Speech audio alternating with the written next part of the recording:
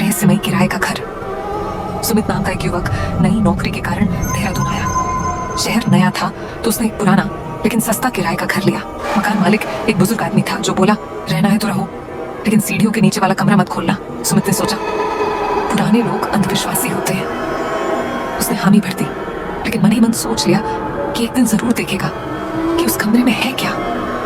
शुरुआत के 2 दिन सब ठीक था, लेकिन तीसरी रात अचानक घर में अजीब सी फुसफुसाहट सुनाई देने लगी, जैसे कोई उसके कान के पास कुछ बोल रहा हो।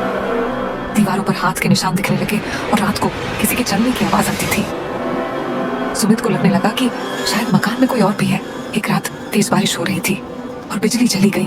तभी सीढ़ियों के नीचे वाले कमरे का दरवाजा अपने आप चक से खुल गया। अंदर से ठंडी हवा निकली और एक अंधेरा सा धुआं बाहर आया। सुमित टॉर्च लेकर अंदर गया। वहां दीवारों पर बच्चों की डरावनी तस्वीरें बनी थी और एक कोना था जहां मिट्टी में कुछ गड़ा हुआ था। वह खुदाई करने लगा और कुछ ही मिनट में उसे एक छोटा लकड़ी का ताबूत मिला।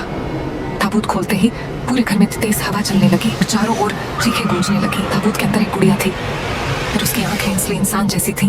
पीछे से आवाज आई, तुमने मेरी बेटी की नींद तोड़ी है। सुमित ने पलट कर देखा, मकान मालिक खड़ा था, लेकिन उसकी आंखें काली और चेहरा झुलसा हुआ था। वह बोला, उस कमरे में मेरी बेटी की आत्मा थी, अब तुम भी यहीं रहोगे हमेशा के लिए। सुमित भागा और जैसे ही उसने दरवाजा खोला वह एक अजीब सी जगह पर पहुंच गया।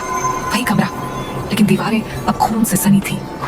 हर दरवाजा खुलता लेकिन फिर उसी कमरे में ले आया। अंत में कमरे की गुड़िया बोलने लगी, अब तुम हमारे साथ रहोगे, खेलते रहो हमेशा।